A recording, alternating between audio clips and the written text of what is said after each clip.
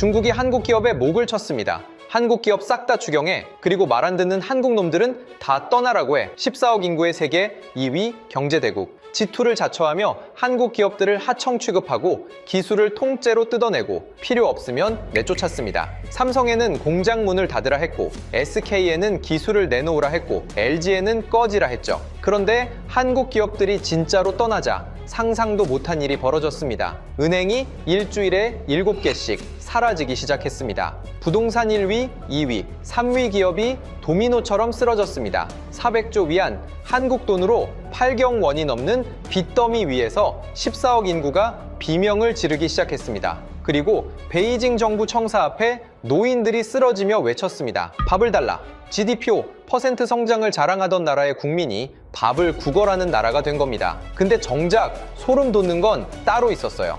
이 아수라장 속에서 한국 기업들만 멀쩡히 돌아가고 있었다는 사실입니다. 삼성도 SK도 LG도 마치 이 모든 걸 미리 알고 있었다는 듯이. 대체 무슨 일이 있었던 걸까요? 중국 국무원 경제연구실에서 직접 일했던 한 관료의 충격적인 고백, 지금 공개합니다.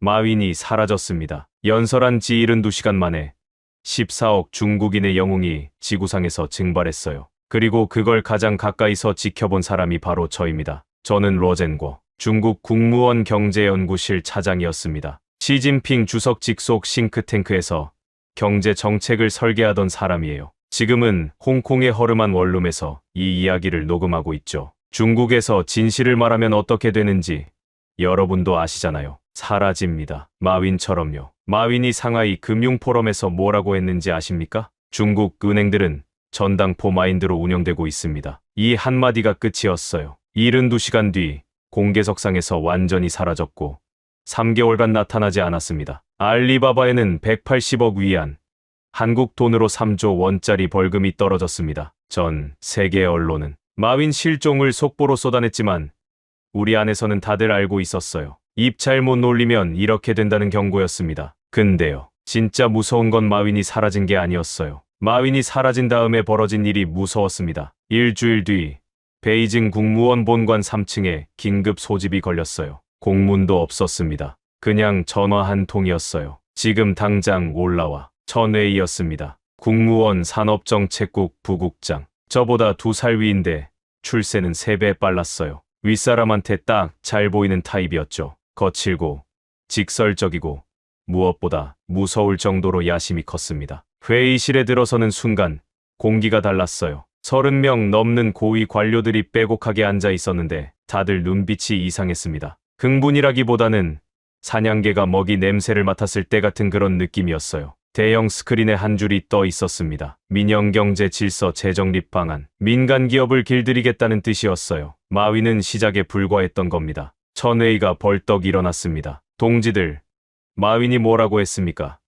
국가 금융 시스템을 전당포라고 모욕했습니다. 이런 자를 놔두면 다음엔 뭐라고 하겠습니까? 공산당이 필요 없다. 회의실이 술렁였어요. 용서할 수 없지. 본때를 보여줘야 합니다. 천회의가 스크린을 넘겼습니다. 텐센트, 디디, 메이투안, 바이트댄스. 중국이 자랑하던 IT 기업들의 로고가 줄줄이 떴어요. 이 기업들을 전부 손봅니다. 규제를 강화하고 벌금을 매기고 필요하면 쪼갭니다. 박수가 터졌어요. 저도 손뼉을 쳤습니다. 솔직히 맞는 말이라고 생각했거든요. 기업이 국가보다 커지면 안 되니까. 그때 한 사람이 손을 들었습니다. 잠깐. 황점인이었어요. 인민은행 리스크관리국 국장. 숫자에 가장 밝고 회의에서 가장 조용한 사람이었죠. 민간 기업이 중국 고용의 몇 %를 책임지는지 아십니까? 회의실이 잠깐 조용해졌어요. 80%입니다. 지금 논의하는 규제를 전부 시행하면 민간 투자가 얼어붙습니다. 투자가 멈추면 일자리가 사라지고 일자리가 사라지면 황 국장. 천회의가 쏘아봤습니다. 지금 누구 편이야? 마윈 편이야? 국가 편이야? 중국에서 이 질문을 받으면 답은 하나뿐이에요. 황점인의 입이 다물렸습니다. 다음 안건 넘어갑시다. 천회의가 스크린을 바꿨어요. 그리고 이 순간부터가 진짜 문제였습니다. 화면에 뜬 건 삼성, SK, LG 로고였어요. 제목은 이랬습니다. 한국 기업 핵심 기술 확보 전략. 천회의가 레이저 포인터로 삼성 로고를 찍었어요. 한국 기업들이 배터리, 반도체, 디스플레이 핵심 기술을 꽁꽁 싸매고 있습니다. 우리 시장에서 돈은 퍼가면서 기술은 안 준다. 이건 도둑질이에요. 누군가 물었어요. 어떻게 뜯어냅니까? 간단하지. 천웨이가 웃었어요. 합작법인 의무화. 기술 이전을 조건으로 시장 접근을 허용합니다. 안 하면 나가라고 하면 됩니다. 나가면 어쩌려고? 황점인이 다시 입을 열었어요. 삼성 하나만 빠져도 20만 일자리가 날아갑니다. 협력업체까지 합치면 80만이에요. 천웨이가 콧방귀를 뀌었습니다. 80만. 우리가 14억인데 80만이 뭐가 대수야? SMIC 반도체 만들고 ETL이 배터리 만들면 끝이야. 한국이 뭘 만드는데? 저도 웃었어요. 당연하다고 생각했거든요. 인구 5천만짜리 나라가 14억 시장을 포기할 수 있겠어? 수출의 25%가 중국인데 우리가 문 닫으면 한국 경제가 흔들리는데 절대 못 떠나지. 투표할 것도 없습니다. 천웨이가 선언했어요. 기술 안 내놓으면 쫓아내는 겁니다. 한국인들이 뭘 할 수 있겠어요? 울면서 매달리겠죠. 웃음이 터졌습니다. 저도 웃었어요. 황점인만 빼고 다 웃었습니다. 만장일치였어요. 회의가 끝나고 복도에서 황점인이 저를 붙잡았어요. 젠고, 왜? 80만이야. 농담이 아니라고. 점인, 겁먹지 마. 14억이 있는데 뭐가 안 돼? 14억이 있으면 뭐해? 먹여 살릴 일자리가 없으면. 순간 찝찝했지만 대수롭지 않게 넘겼습니다. 너무 많이 생각하는 거야. 한국 같은 작은 나라가 감히 중국에 맞서겠어? 황점인이 한참 저를 쳐다봤어요. 젠고, 나 하나만 묻자. 삼성이 중국에 처음 들어온 게 언제인 줄 알아? 90년대 초 아니야? 맞아. 30년이야. 30년 동안 공장 짓고 사람 키우고 기술 들여왔어. 근데 30년 투자한 걸 버리고 갈 리 없다고? 당연하지. 확실해? 확실해. 황점인이 고개를 저었어요. 나는 확신 못하겠어. 한국 사람들 내가 좀 알거든. 그 사람들은 참을 때 참지. 한번 결심하면 뒤도 안 돌아봐. 에이, 겁쟁이. 저는 웃으면서 돌아섰습니다. 집에 가서 아내한테 자랑했어요. 오늘 큰 결정을 했어. 한국 기업들한테 기술을 내놓으라고 할 거야. 아내가 물었습니다. 한국 기업이요? 옆집 왕 아주머니 아들이 삼성 공장에서 일하는데 그래서 그 사람들 일자리는 괜찮은 거예요? 걱정 마. 삼성이 나가면 중국 기업이 그 자리를 채우면 돼. 그날 밤 저는 뿌듯하게 잠들었습니다. 14억의 힘을 믿었으니까. 하지만 그때 저는 까맣게 몰랐어요. 같은 시각 서울에서 무슨 일이 벌어지고 있었는지. 삼성전자 본사 지하 회의실에 불이 켜져 있었다는 걸. 그 회의의 이름이 프로젝트 블랙아웃이었다는 걸. 그리고 그 회의에서 내려진 결론 한 줄이 몇 년 뒤 중국 경제의 심장에 칼을 꽂게 된다는 걸. 우리가 한국을 하청 취급하며 비웃고 있을 때 그 작은 나라는 이미 짐을 싸고 있었습니다. 마윈을 처리한 뒤 우리는 자신감에 차 있었습니다. 다음 타깃은 부동산이었어요. 시진핑 주석이 직접 선언했습니다. 집은 투기하는 물건이 아니다. 이 한마디가 떨어지자마자 3대 레드라인이라는 게 발표됐어요. 간단히 말하면 이겁니다. 부채가 일정 수준을 넘은 부동산 회사에는 은행 대출을 아예 차단한다. 한 푼도 안 빌려준다. 들으면 합리적이죠? 빚으로 장사하는 놈들 혼내주는 거니까. 저도 그렇게 생각했습니다. 보고서를 직접 작성했어요. 제목이 부동산 연착륙 시나리오였습니다. 결론은 이랬어요. 통제 가능한 조정이 예상됨. 일시적 충격 후 건전한 시장으로 회복될 전망. 깔끔하죠? 상사들이 좋아할 만한 결론이었습니다. 황점인한테 보여줬더니 한참 읽다가 고개를 저었어요. 젠고, 부동산이 중국 GDP에서 차지하는 비중이 얼마인 줄 알아? 20%쯤. 25%에서 30%야. 지방정부 재정 수입의 40% 이상이 토지 매각에서 나오고. 그래서 유예 기간이 없어. 뭐 레드라인 시행에 유예 기간이 없다고. 즉시 적용이야. 지금 당장. 저는 웃었어요. 그래야 효과가 있지. 시간을 주면 빠져나갈 구멍을 찾잖아. 젠고, GDP의 30%를 유예 기간도 없이 절벽에서 밀어버리는 거야. 이건 조정이 아니라 자살이야. 점인, 또 시작이네. 너무 겁먹는 거 아니야? 겁이 아니라 산수야. 황점인이 계산기를 꺼내 두드렸어요. 헝다 부채가 얼마인지 알아?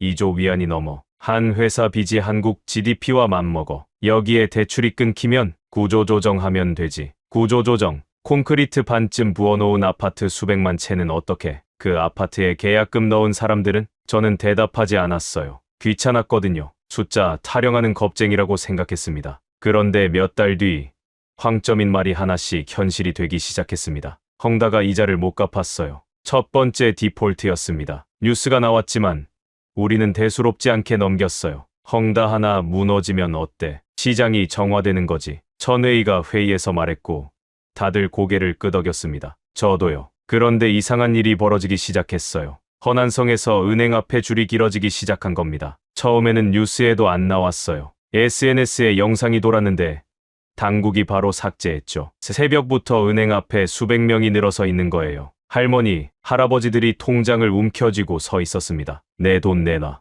평생 모은 돈이야. 제발. 예금자 40만 명의 통장이 하루아침에 동결됐다는 소문이 퍼졌어요. 소문이 아니라 사실이었습니다. 하지만 당국 발표는 이랬어요. 건전한 구조조정의 일환입니다. 건전한 구조조정. 이 말을 저도 보고서에 썼어요. 지금 생각하면 부끄러워서 얼굴을 들 수가 없습니다. 40만 명이 평생 모은 돈을 날렸는데 건전한 구조조정이라니. 그 와중에 제 눈에 띈 뉴스가 하나 있었어요. 별것 아닌 단신 기사였습니다. 삼성전자, 베트남 공장 증설 투자 확정. 같은 주에 또 하나가 떴어요. SK하이닉스, 인도 반도체 생산시설 투자 검토. LG에너지솔루션, 인도네시아 배터리 공장 착공. 한국 기업들이 동남아며 인도며 여기저기 공장을 짓고 있었습니다. 그때는 그냥 그런가 보다 했어요. 중국 시장이 넓으니까 다른 데서도 돈 벌려는 거겠지 정도로 생각했습니다. 이게 탈출이라는 걸 눈치 못 챘어요. 아니, 눈치채고 싶지 않았던 건지도 모르겠습니다. 그러던 어느 날 강태성이라는 사람을 만났어요. 삼성전자 중국법인 부사장이었습니다. 한중경제협력 포럼이라는 행사에서 우연히 옆자리에 앉게 됐죠. 인상이 묘한 사람이었어요. 조용하고 예의 바른데 눈빛은 날카로웠습니다. 로 차장님, 요즘 중국 부동산 시장이 많이 어렵다면서요? 어렵다뇨. 조정 국면일 뿐입니다. 그렇군요. 강태성이 와인잔을 기울이며 말했어요. 혹시 란웨이로우라는 말 아십니까? 란웨이로우, 공사가 중단된 채 방치된 건물을 뜻하는 말입니다. 미완성 폐허라고나 할까요? 그게 왜요? 강태성이 저를 보며 조용히 말했습니다. 건물만 란웨이로우가 되는 게 아닙니다. 경제도, 나라도 란웨이로우가 될 수 있어요. 반쯤 짓다가 멈춘 채로 그냥 버려지는 거죠. 불쾌했어요. 한국 사람이 감히 중국 경제를 미완성 폐허에 비유한다고? 강 부사장님, 중국은 세계 2위 경제대국입니다. 란웨이로우 같은 비유는 좀 과하지 않습니까? 과하지 않았으면 좋겠습니다. 강태성이 명함을 건넸어요. 언제든 연락 주십시오. 보여드릴 것이 있습니다. 그게 무슨 뜻인지 그때는 몰랐어요. 명함을 주머니에 구겨넣고 잊어버렸습니다. 몇 주 뒤 아내가 저녁 식사 때 불쑥 물었어요. 여보, 우리 적금 괜찮은 거죠? 갑자기 왜? 왕 아주머니가 그러는데 허난성에서 은행이 돈을 안 돌려준대요. 그건 시골 소형 은행 얘기야. 우리 돈은 국유은행에 있잖아. 정말 괜찮은 거예요? 아내의 표정이 불안했어요. 정말 처음으로 가슴 한구석이 서늘해졌습니다. 하지만 그 서늘함을 무시했어요. 인정하기 싫었으니까. 우리가 만든 정책이 틀렸을 리 없다고. 14억에 중국이 흔들릴 리 없다고. 그런데 며칠 뒤 천회의가 저를 불렀어요. 젠궈, 좋은 소식이야. 뭔데? 한국 기업들한테 기술 이전 기한을 통보했어. 6개월 안에 핵심 기술 합작법인에 넘기라고. 반응은? 천회의가 킥킥 웃었어요. 삼성 쪽에서 면담 요청이 왔는데 무시했지. 한국 놈들이 뭘 할 수 있겠어.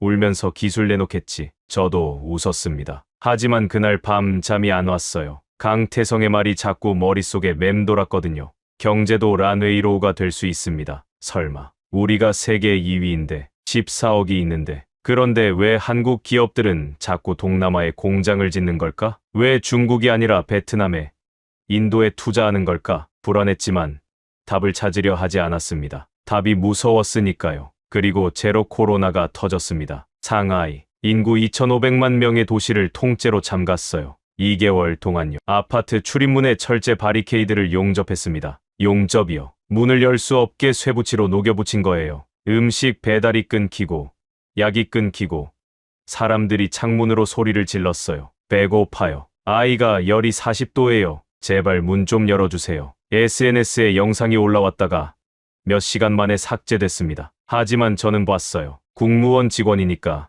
삭제 전 원본에 접근할 수 있었거든요. 한 할머니가 아파트 베란다에서 빈 냄비를 두드리고 있었어요. 밥을 달라는 뜻이었습니다. 2,500만 명의 대도시에서 밥을 달라고 냄비를 두드리는 장면을 저는 베이징 사무실 모니터로 보고 있었습니다. 현장 시차를 자원했어요. 상하이에 내려가 봐야겠다고. 비행기에서 내려 차를 타고 푸둥산업단지를 지나는데 소름이 돋았습니다. 공장들이 멈춰 있었어요. 세계의 공장이라고 불리던 곳에 기계가 돌아가지 않고 있었습니다. 주차장에 차가 없었어요. 식당이 다 닫혀 있었어요. 거리에 고양이 울음소리만 들렸습니다. 사람이 사라진 도시. 이게 21세기 중국의 모습이라고? 돌아와서 보고서를 올렸습니다. 상하이 봉쇄로 인한 경제 피해 상당. 조속한 해제 권고. 하지만 윗선의 답변은 간단했어요. 방역이 경제보다 우선이다. 봉쇄는 3년이나 계속됐습니다. 중국 전역에서요. 경제 체력이 바닥나고 있었어요. 공급망이 끊기고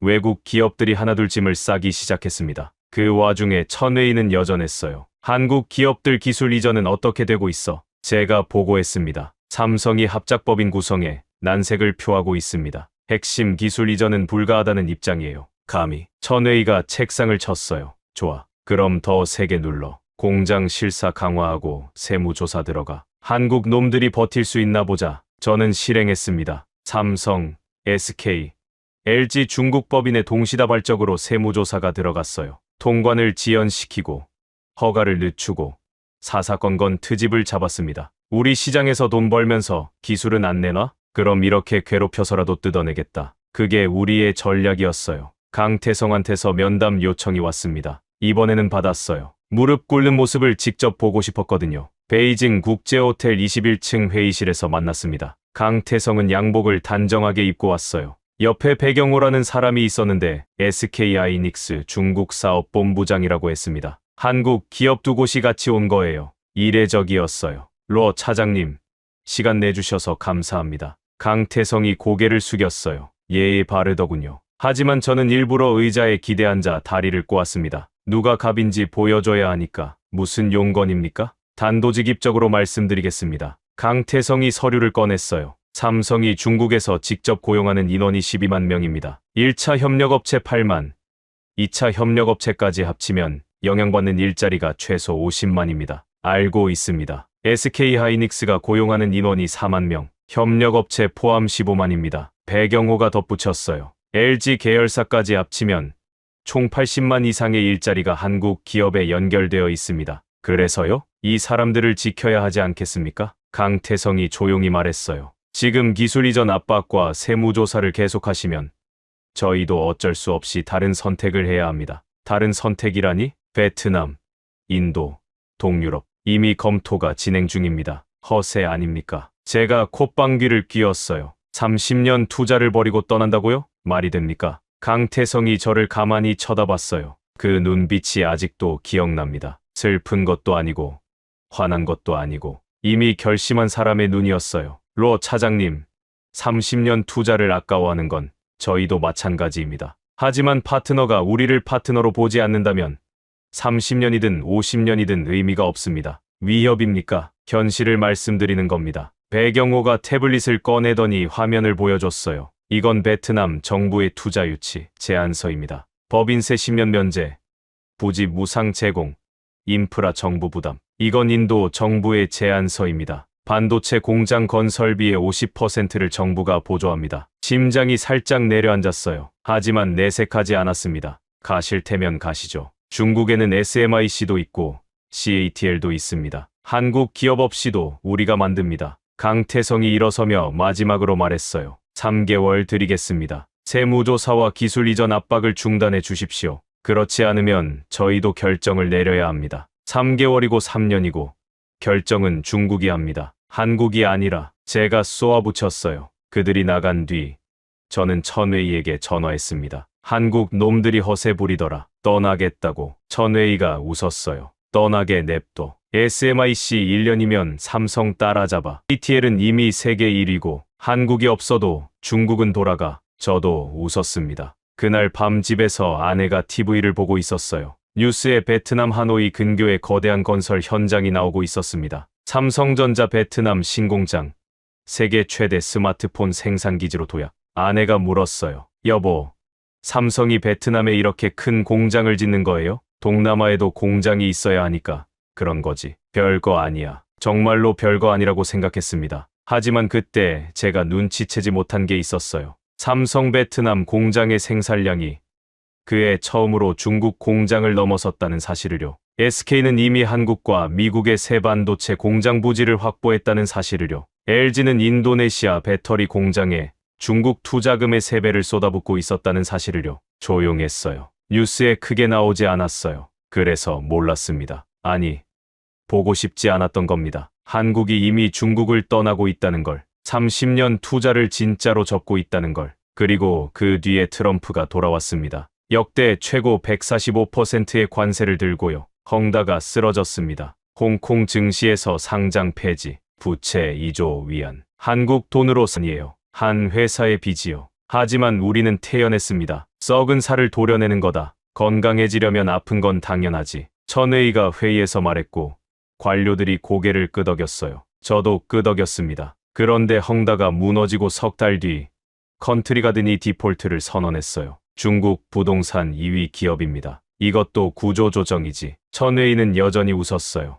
그리고 또 석 달 뒤 완커가 채권 만기 연장에 실패했습니다. 완커요. 최대 주주가 선전시 정부인 반쯤 국유기업이에요. 국가가 뒤에 있는 회사마저 무너진 겁니다. 1위, 2위, 3위가 줄줄이 쓰러졌어요. 그제야 회의실 분위기가 달라졌습니다. HSBC가 보고서를 냈는데 그 한 줄이 가슴에 모처럼 박혔어요. 업계 1위부터 3위까지 동반붕괴한 것은 개별 기업의 경영 실패가 아니라 부동산 시스템 자체가 완전히 고장났다는 뜻이다. 시스템 자체가 고장. 이건 뉴스에 나온 문장이 아니라 우리 내부 브리핑에서 공유된 문장이었습니다. 그 브리핑을 듣는 순간 회의실에 기침 소리 하나 없었어요. 다들 알았거든요. 이건 다른 차원의 문제라는 걸. 그때부터 숫자가 미쳐 돌아가기 시작했습니다. 전국 부동산 개발 투자가 전년 대비 17.2% 폭락했어요. 건설 현장이 멈추고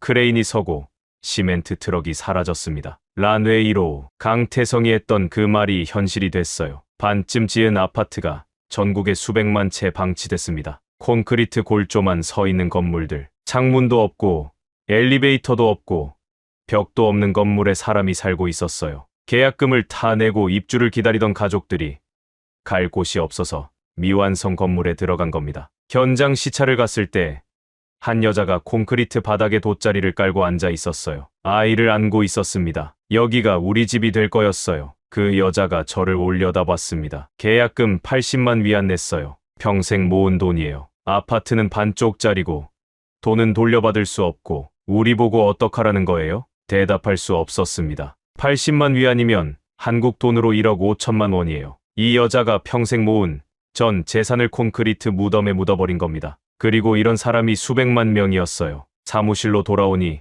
더 나쁜 소식이 기다리고 있었습니다. 차장님, 지방정부 재정보고서입니다. 부하 직원이 서류를 건넸어요. 읽다가 손이 떨렸습니다. 부동산이 무너지니까 지방정부 수입이 증발한 거예요. 토지 매각이 재정의 40%였는데 땅을 사는 사람이 없어졌으니까 공무원 월급을 못 주는 지방이 나왔습니다. 도로 공사가 멈추고 가로등이 꺼지고 쓰레기 수거가 중단된 도시들이 생겼어요. 지방정부들이 살겠다고 만든 게 LGFV라는 특수목적법인이었는데 이게 장부 밖에서 돈을 끌어모은 거예요. 그 빚이 87조 위안, 한국 돈으로 1경 7천조 원입니다. 피치라는 세계적 신용평가사가 분석했어요. 이 빚을 해결하려면 최소 34조 위안이 필요하다고. 중앙정부가 내놓은 구제금융은 10조 위안이었습니다. 필요한 돈의 30%도 안 되는 거예요. 밑 빠진 독에 물 붓기. 아니, 물도 부족한 상태에서 독이 깨져버린 거죠. 그 위에 트럼프가 돌아왔습니다. 중국산 수입품에 최고 145% 관세. 광둥성 수출공단이 직격탄을 맞았어요. 한 달 만에 공장 수십 개가 문을 닫았습니다. 노동자들이 짐을 싸서 고향으로 돌아갔어요. 버스 터미널에 사람이 넘쳐났습니다. 돈을 벌러 왔다가 일자리를 잃고 떠나는 사람들. 그 와중에 은행이 사라지기 시작했어요. 하루가 아닙니다. 일주일이에요. 일주일에 은행 7개가 폐업했습니다. 1년에 377개 은행이 사라졌어요. 당국 발표는 또 같았습니다. 건전한 구조조정. 주당 7개 은행이 문 닫는 게 건전한 구조조정이라고. 그때 황점인이 저한테 전화를 했어요. 오랜만이었습니다. 목소리가 많이 늙어 있었어요. 젠고. 나야. 오랜만이다.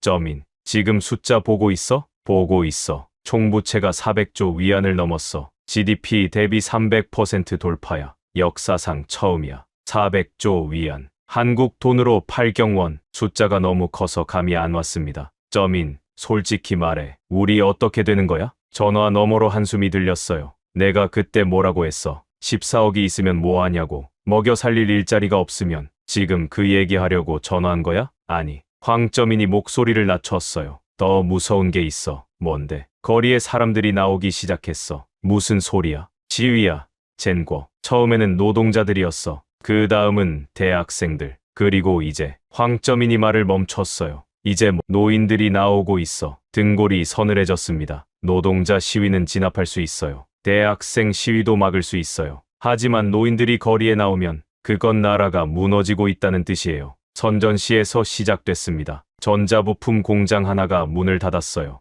사장이 잠적한 겁니다. 3개월치 월급을 안 주고 도망쳤어요. 여성 노동자 수천 명이 공장 앞에 몰려 나왔습니다. 월급 내놔.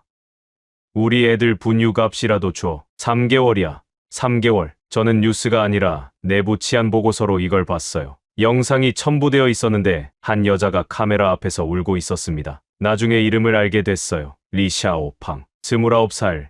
아이가 하나 있었습니다. 3개월 동안 월급을 못 받았어요. 남편은 건설 현장에서 일했는데 그것도 멈췄어요. 집세가 3개월 밀렸고 아이 분유를 살 돈이 없어요. 우리가 뭘 잘못했습니까?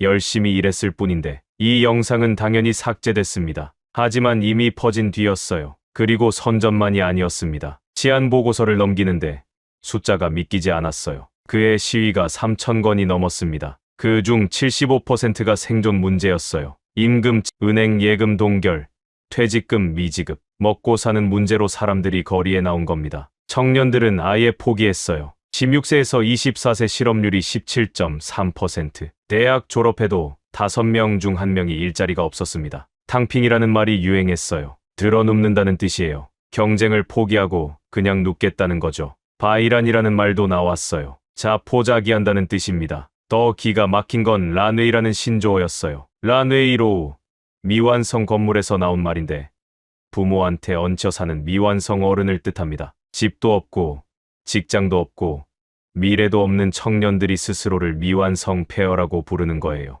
정부가 출산 장려책을 내놨는데 청년들의 반응이 이랬어요. 집도 없고 직장도 없는데 무슨 아이를 낳아요? 출산율이 0.7명까지 떨어졌습니다. 세계 최저 수준이에요. 인구가 줄기 시작했습니다. 14억의 자신감이 무색하게 14억이 13억이 되고 12억이 되는 미래가 눈앞에 와 있었어요. 그리고 마침내 그날이 왔습니다. 베이징 정부 청사 앞 노인들이 나왔어요. 지팡이를 짚고 휠체어를 타고 서로를 부축하면서 팻말을 들고 있었습니다. 밥을 달라. 연금을 달라. 우리는 평생 나라를 위해 일했다. 한 할아버지가 청사계단 앞에서 쓰러졌어요.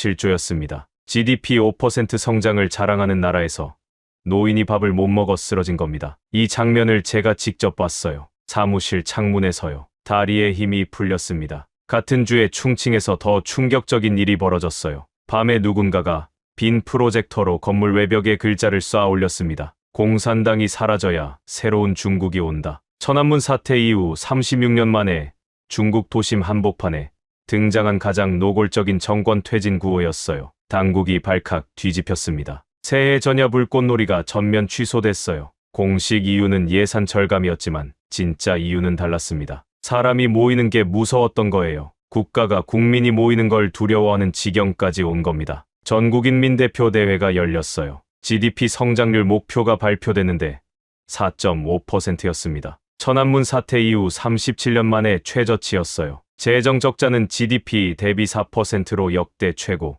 근데 국방비만 7% 올렸어요. 400조 원을 넘겼습니다. 경제는 무너지는데 군비만 늘린 거예요. 대만 자유시보라는 언론이 이렇게 썼습니다. 시진핑은 정치적 권력 통제와 대만 문제 해결이 경제를 희생시키는 것보다 훨씬 더 가치 있다고 믿는다. 저는 이 문장을 읽고 한참을 앉아 있었어요. 맞는 말이었거든요. 우리가 경제를 살리려고 한 게 아니었어요. 처음부터 권력을 지키려고 경제를 희생시킨 거였습니다. 마윈을 잡은 건 경제를 위한 게 아니었어요. 부동산을 죽인 것도 민간 기업을 짓밟은 것도 전부 권력을 위한 거였어요. 그리고 그 대가를 치르는 건 위에 있는 사람들이 아니라 리샤오팡 같은 사람들이었습니다. 3개월 월급 못 받아 아이 분유도 못 사는 29살 엄마, 미완성 아파트에 돗자리 깔고 사는 가족들, 밥을 달라고 청사 앞에서 쓰러지는 노인들. 그날 밤 저는 사무실에 혼자 앉아 있었습니다. 모니터에는 각 성별 시위 현황이 떠 있었어요. 빨간 점들이 지도를 뒤덮고 있었습니다. 마치 중국 전체가 피를 흘리는 것 같았어요. 그때 문득 한 가지 생각이 들었습니다. 이 아수라장 속에서 한국 기업들은 어떻게 됐을까? 삼성은,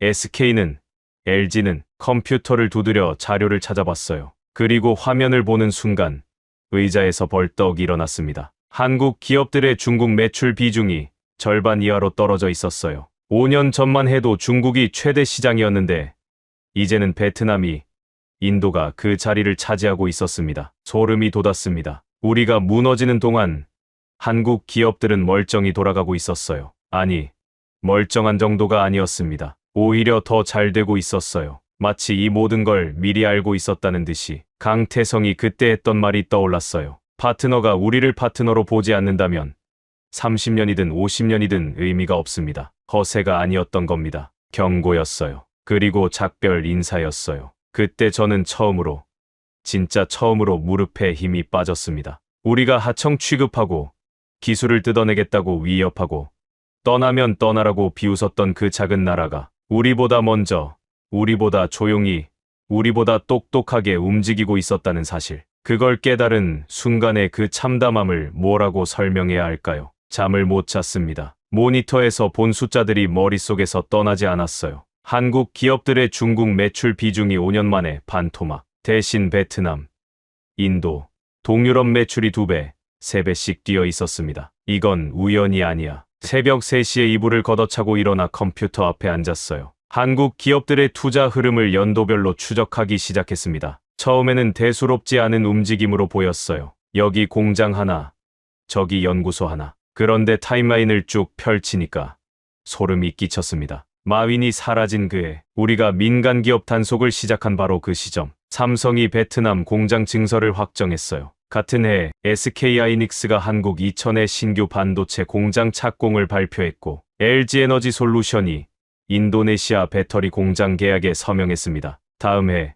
제로 코로나로 상하이를 잠갔을 때 삼성이 인도 공장 라인을 2배로 늘렸어요. SK가 미국 텍사스에 반도체 패키징 공장 부지를 확보했고요. 그 다음 해 우리가 기술 이전을 강제하겠다고 압박했을 때 삼성 베트남 공장 생산량이 중국을 넘어섰습니다. 패턴이 보였어요. 우리가 칼을 휘두를 때마다 한국은 조용히 한 발씩 빠지고 있었던 겁니다. 소리 없이, 뉴스에도 안 나오게, 마치 시계처럼 정확하게. 심장이 두근거렸어요. 서랍을 뒤져 강태성의 명함을 찾았습니다. 구겨져 있었어요. 그날 밤 있을 수 없는 일을 했습니다. 중국 국무원 관료가 한국 기업 임원에게 먼저 전화를 건 거예요. 신호가 3번 울린 뒤 강태성이 받았습니다. 로 차장님, 놀란 기색이 역력했어요. 강 부사장님, 늦은 시간에 죄송합니다. 무슨 일이십니까? 하나만 물어보겠습니다. 심호흡을 했어요. 프로젝트 블랙아웃이 뭡니까? 전화 너머로 긴 침묵이 흘렀습니다. 5초, 10초. 강태성이 천천히 입을 열었어요. 그걸 어디서 들으셨습니까? 제가 찾았습니다. 삼성 내부 통신에서 이 코드명이 반복적으로 등장합니다. 우리 정보부서가 감청한 자료예요. 또 침묵. 로 차장님, 네, 직접 만나서 말씀드리겠습니다. 전화로 할 이야기가 아닙니다. 이틀 뒤 베이징 외곽의 작은 찻집에서 만났어요. 강태성은 혼자 왔고 저도 혼자 갔습니다. 비공식 만남이었어요. 이게 알려지면 저는 끝이었습니다. 프로젝트 블랙아웃. 강태성이 차를 한 모금 마시고 말했어요. 블랙아웃이 뭔지 아시죠? 정전. 불이 꺼지는 겁니다. 네, 중국에서 불이 꺼지기 전에 나가자. 그게 프로젝트의 핵심입니다. 가슴이 철렁했어요. 언제부터 준비한 겁니까? 마윈이 사라진 그날부터요. 그날부터. 네, 마윈 사건을 보고 본사 경영진이 판단했습니다. 중국은 더 이상 예측 가능한 시장이 아니다. 정부가 자국 최고 기업인을 하룻밤에 증발시키는 나라에서 외국 기업이 무사할 수 있겠습니까? 반박할 수 없었어요. 사실이었으니까. 삼성만이 아닙니다. 강태성이 서류 가방에서 태블릿을 꺼냈어요. 화면에 도표가 떴습니다. SK 하이닉스, LG, 현대, 포스코. 한국 주요 기업들이 모두 비슷한 시기에 중국 의존도를 낮추기 시작했습니다. 동시는 아닙니다. 하지만 방향은 같았어요. 각자의 판단으로, 각자의 속도로 빠져나갔습니다. 강태성이 도표를 가리켰어요. 한국 전체 수출에서 중국이 차지하는 비중입니다. 25%에서 지금 16%까지 떨어졌어요. 9%포인트가 빠졌다고요? 그 9%포인트가 베트남, 인도, 미국, 동유럽으로 갔습니다. 공장도, 기술도, 사람도 함께요. 저는 태블릿 화면을 멍하니 쳐다봤어요. 그래프가 말해주고 있었습니다. 우리가 한국을 하청 취급하며 비웃는 동안 한국은 체계적으로 탈출하고 있었다는 걸. 왜 경고해 주셨습니까? 제가 물었어요. 그때 란웨이로 얘기하셨잖아요. 왜 적에게 힌트를 준 겁니까? 강태성이 쓸쓸하게 웃었어요. 적이라고 생각한 적 없습니다. 네. 로 차장님, 우리는 중국을 적으로 본 적 없어요. 30년 동안 같이 일했잖아요. 였습니다. 그럼 왜 떠났습니까? 파트너가 우리를 파트너로 보지 않았으니까요. 조용한 목소리였지만 비수처럼 꽂혔습니다. 기술을 뜯어내겠다고 협박하고 세무조사로 괴롭히고 한국을 부품이나 납품하는 나라라고 비웃었잖아요. 그런 곳에 30년을 더 있어야 합니까? 할 말이 없었어요. 전부 사실이었으니까. 하나 더 말씀드릴까요? 강태성이 태블릿을 닫으며 말했어요. 한국 기업들이 빠져나간 건 중국을 망하게 하려는 게 아닙니다. 살아남으려고 한 겁니다. 근데 결과적으로 중국이 가장 아쉬운 순간에 가장 필요한 기술과 일자리가 사라진 거죠. 결과적으로요? 우리는 복수한 게 아니에요. 그냥 떠난 겁니다. 조용히. 그 말이 오히려 더 아팠어요. 복수였으면 차라리 나았을 겁니다. 분노라도 할 수 있으니까. 하지만 한국은 분노하지 않았어요. 비난하지도 않았어요. 그냥 조용히 떠났습니다. 남은 쪽이 더 처참했어요. 로 차장님, 강태성이 일어서며 말했습니다. 중국이 다시 일어설 수 있을 겁니다. 14억 인구와 거대한 내수 시장이 있으니까. 하지만 한 가지는 기억하셔야 해요. 뭡니까? 파트너를 존중하지 않는 나라에게 파트너는 돌아오지 않습니다. 찻집을 나오는 길에 하늘을 올려다봤어요. 베이징의 밤하늘은 매연 때문에 별이 안 보입니다. 근데 그날은 유난히 캄캄했어요. 블랙아웃, 불이 꺼진 거구나. 우리가 스스로 끈 거구나. 사무실로 돌아와 오래된 파일을 열어봤습니다. 제가 직접 쓴 보고서. 한국은 우리 시장 없이 살 수 없다. 인구 5천만 소국이 14억 시장을 포기할 수 없다. 한국 기업들은 절대 떠나지 않는다. 한 줄 한 줄이 틀렸어요. 전부 다 틀렸습니다. 한국은 떠났고 우리 없이 살고 있었고 오히려 더 잘 되고 있었어요. 틀린 건 한국이 아니라 우리였습니다. 강태성을 만나고 돌아온 다음 날 저는 결심했습니다. 진실을 보고서에 써야겠다고. 중국 경제가 왜 무너지고 있는지, 한국 기업들이 왜 떠났는지, 우리가 뭘 잘못했는지 사실 그대로 쓰겠다고. 일주일을 꼬박 매달려서 보고서를 완성했어요. 제목은 이렇게 붙였습니다. 외자기업 이탈의 구조적 원인과 정책 실패 분석. 정책 실패. 이 네 글자를 쓰는데 손이 떨렸어요. 중국에서 정책 실패라는 말은 곧 윗사람이 틀렸다는 뜻이고, 윗사람이 틀렸다는 말은 곧 제 커리어가 끝난다는 뜻이니까요. 하지만 써야 했습니다. 베이징 청사 앞에서 밥을 달라고 쓰러진 그 할아버지의 얼굴이 자꾸 떠올랐거든요. 보고서를 내부 시스템에 올리고 3시간 뒤 전화가 왔습니다. 천웨이였어요. 젠고, 지금 당장 내 사무실로 와. 목소리가 얼음장이었습니다. 천웨이 사무실에 들어서니 보고서가 프린트되어 책상 위에 펼쳐져 있었어요. 빨간 줄이 여기저기 그어져 있었습니다. 이게 뭐야? 보고서입니다. 이게 보고서야? 이건 반역이야. 천웨이가 보고서를 집어들어 제 얼굴 앞에 흔들었어요. 정책 실패. 누구 정책이 실패했다는 거야?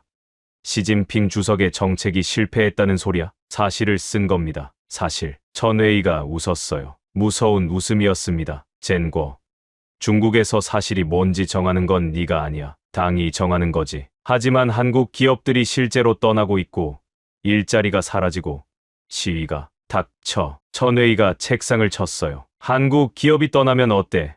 중국이 못 만드는 게 뭐가 있어? SMIC 반도체 만들고 ATL이 배터리 만들고 화웨이가 다 하면 돼. SMIC 수율이 삼성의 절반도 안 됩니다. 최첨단 공정은 아예 못 만들고요. 그건 시간 문제야. 시간이 없습니다.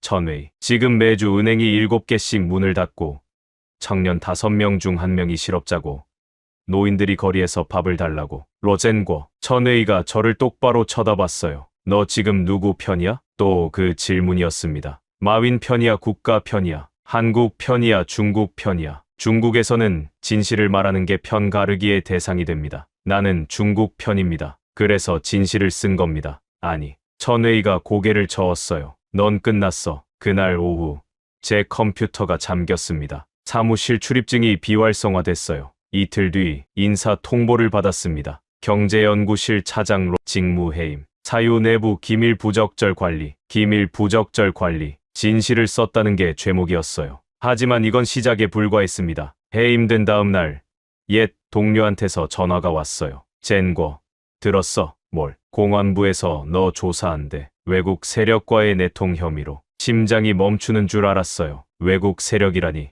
누구? 한국. 삼성 임원이랑 비공식으로 만났잖아. 그게 문제 됐어. 강태성. 찻집에서의 만남. 누군가 보고한 거였어요. 젠궈, 도망쳐. 농담 아니야. 전화를 끊고 30분 만에 짐을 쌌습니다. 여권, 현금, 노트북. 그게 전부였어요. 아내한테 전화했습니다. 여보, 나 잠깐 출장 가야 해. 갑자기.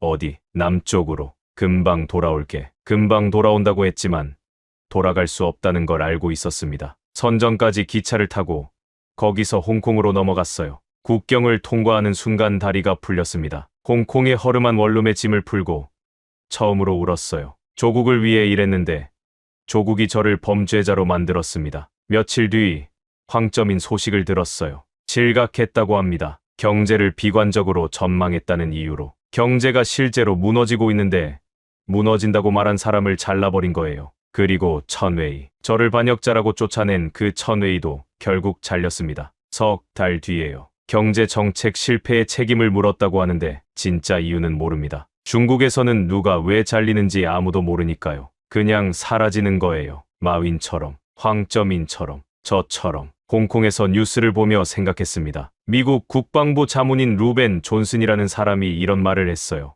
7가지 위기가 동시에 공명하면서 중국이라는 시스템 전체를 흔들고 있다. 시스템적 공진 현상이라고 했습니다. 맞는 말이에요. 부동산 붕괴, 민간기업 위축, 지방정부 파산, 뱅크런, 청년 실업, 인구 감소, 미중 관세 전쟁. 7개의 위기가 한꺼번에 울리고 있었습니다. 전문가들은 3가지 시나리오를 얘기했어요. 첫째, 일본형 장기 불황. 20년에서 30년간 성장이 멈추는 거. 둘째, 통제된 위기. 자존심을 꺾고 대규모 구제책을 쓰는 거. 셋째, 소련식 붕괴. 은행이 줄줄이 쓰러지고 사회가 혼란에 빠지는 거. 셋 중에 뭐가 될지 저도 모르겠어요. 하지만 확실한 건 하나 있습니다. 우리가 이 지경을 만든 건 외부의 적 때문이 아니라는 거예요. 미국이 관세를 올린 것도 아프지만 진짜 상처는 우리가 우리 손으로 냈습니다. 마윈을 잡아서 민간 기업을 얼어붙게 만든 건 우리. 유예 기간 없이 부동산을 절벽에서 밀어버린 건 우리. 한국 기업들을 하청 취급하며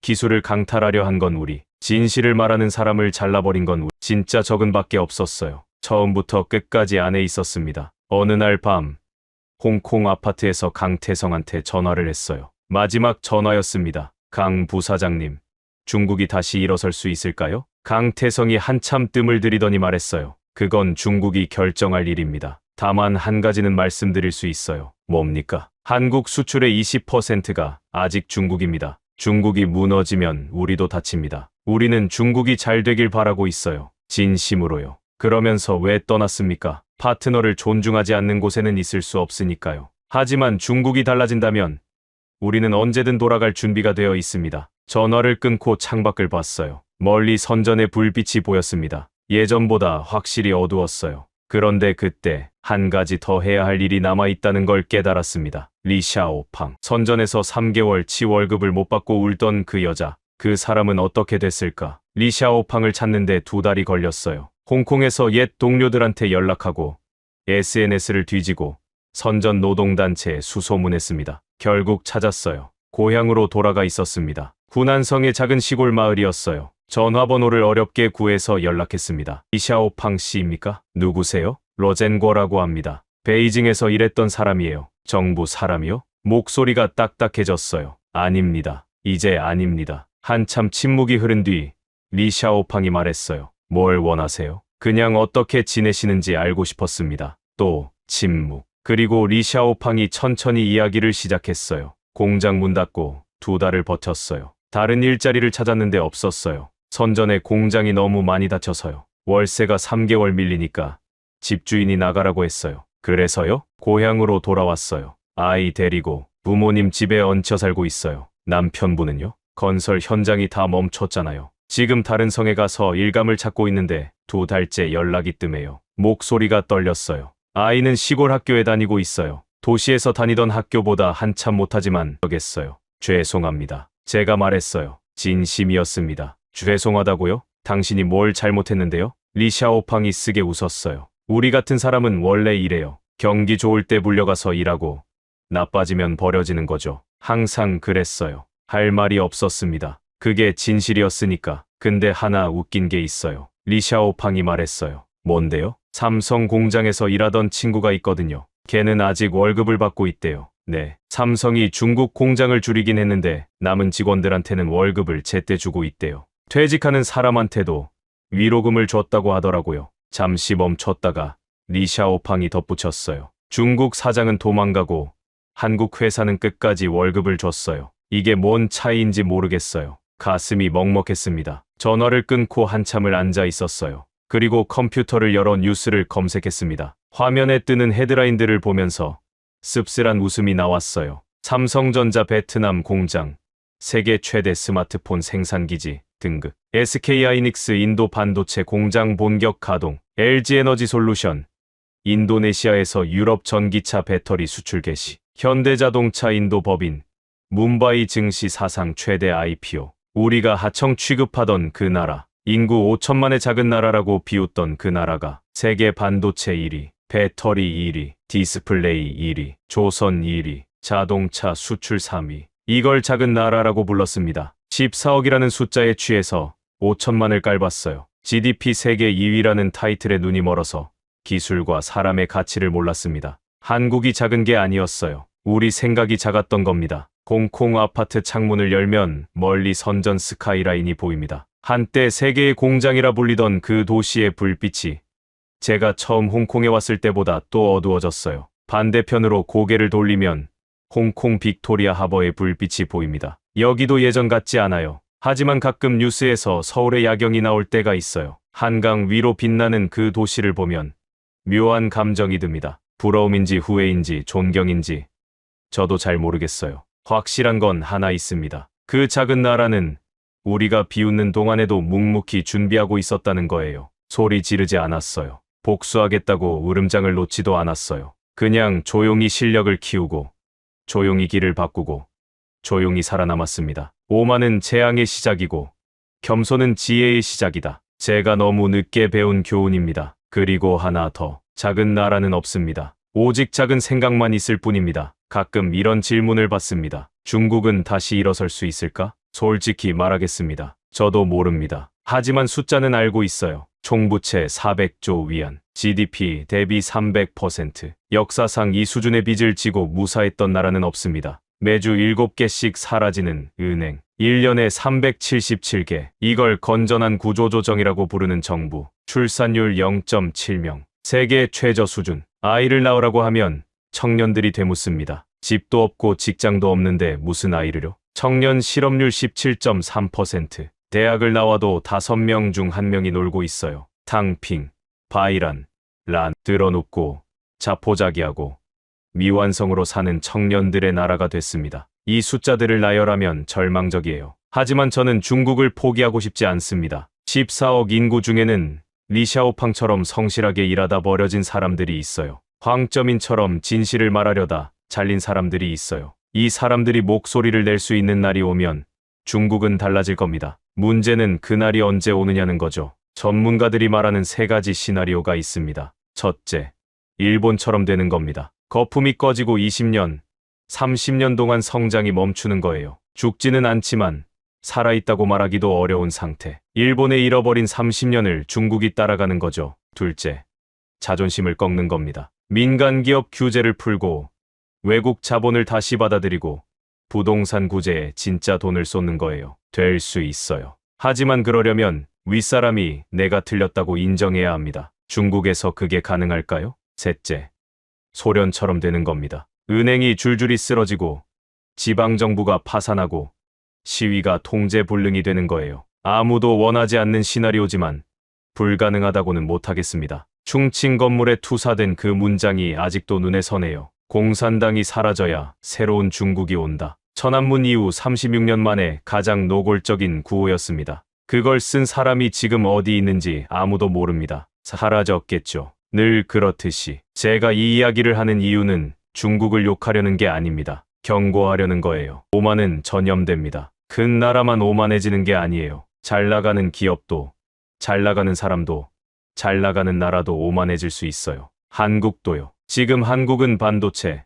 배터리, 자동차, 조선, 디스플레이에서 세계를 이끌고 있습니다. 삼성이 떠나면 도시가 죽고, SK가 빠지면 공급망이 흔들리고, 현대가 안 오면 나라가 달라지는 시대가 됐어요. 대단한 나라입니다. 진심으로요. 하지만 이 이야기를 듣는 한국 분들께 한 가지만 부탁드리고 싶습니다. 절대 우리처럼 되지 마세요. 14억이라는 숫자에 취하지 마세요. GDP 순위에 눈멀지 마세요. 파트너를 하청 취급하지 마세요. 진실을 말하는 사람의 입을 막지 마세요. 중국이 그래서 이렇게 됐습니다. 저는 지금도 홍콩 이 작은 방에서 선전의 불빛을 봅니다. 매달 조금씩 더 어두워지는 것 같아요. 언젠가 다시 밝아질 거라고 믿고 싶습니다. 하지만 불을 다시 켜려면 먼저 인정해야 해요. 우리가 스스로 껐다는 걸. 한국은 그걸 알고 있었어요. 그래서 조용히 떠났고, 조용히 준비했고, 조용히 세계의 중심에 섰습니다. 소리 지르지 않았어요. 으름장을 놓지 않았어요. 그냥 묵묵히 제 갈 길을 갔습니다. 그게 진짜 강한 나라입니다. 크기가 아니라 방향을 아는 나라, 숫자가 아니라 사람을 아는 나라, 오만하지 않고 겸손한 나라. 저는 이제 그걸 압니다. 너무 늦었지만요. 이 이야기를 들어주신 모든 분들께 감사합니다. 그리고 마지막으로 한마디만 하겠습니다. 작은 나라는 없습니다. 오직 작은 생각만 있을 뿐입니다. 로젠궈,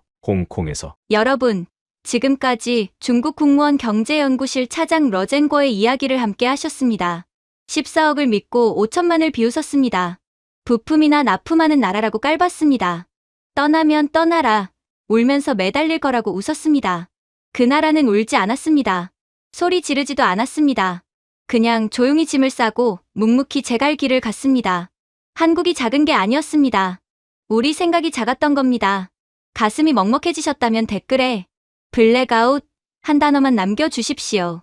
이 이야기가 더 많은 분들께 닿아야 한다고 생각하신다면 지금 이 영상을 공유해 주십시오. 구독과 좋아요, 알림 설정까지 부탁드립니다. 작은 나라는 없습니다. 오직 작은 생각만 있을 뿐입니다.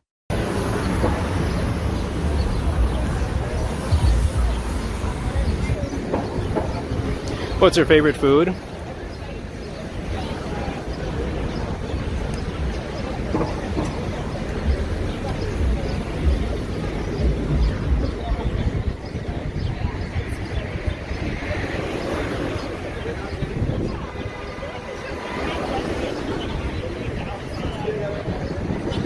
Alright, just resting my voice a little bit. Feels like we've been talking forever. I don't have enough time now because I had to restart the app, so. But I'm sure we're close to 3 hours at the very least.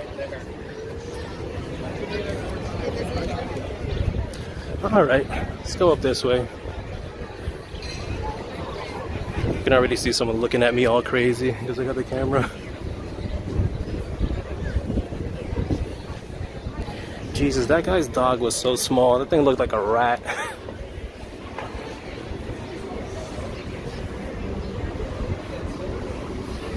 A ratty looking, ratty ass looking dog, yo.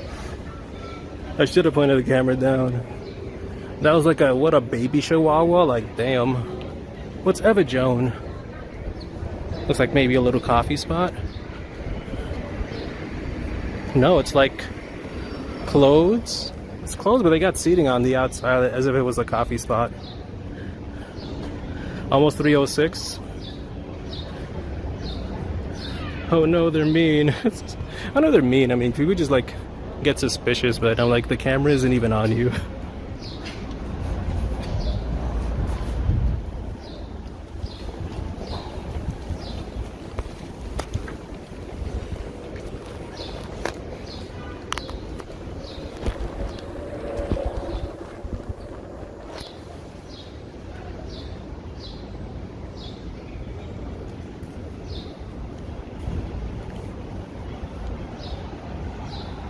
think I can lower my brightness a little bit. It's the evening now.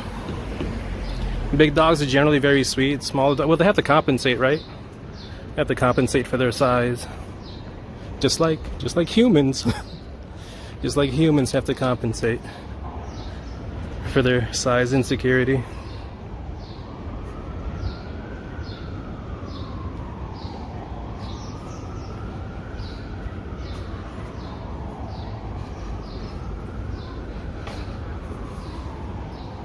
Oh man, why is this thing not charging right?